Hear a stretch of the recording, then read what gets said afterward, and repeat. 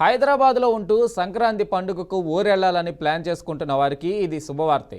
నగరం నుంచి ఏపీలోని వివిధ ప్రాంతాలకు వెళ్లే సంక్రాంతి ప్రయాణికులను దృష్టిలో పెట్టుకుని తెలంగాణ ఆర్టీసీ ఏకంగా 5,000 ప్రత్యేక బస్సులు ప్రకటించింది.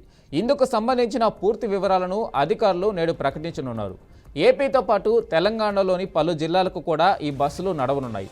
ఈ ప్రత్యేక బస్సుల్లోనూ మహిళలకు ఉచిత ప్రయాణ సదుపాయం యథావిధిగా కొనసాగుతుంది. అయితే ఎప్పట్లానే అది Palle Velugu, city ordinary, metro express బస్సులకే పరిమితం. అయితే తెలంగాణ రాష్ట్ర సరిహద్దు వరకు మాత్రమే జీరో టికెట్ వర్తిస్తుంది.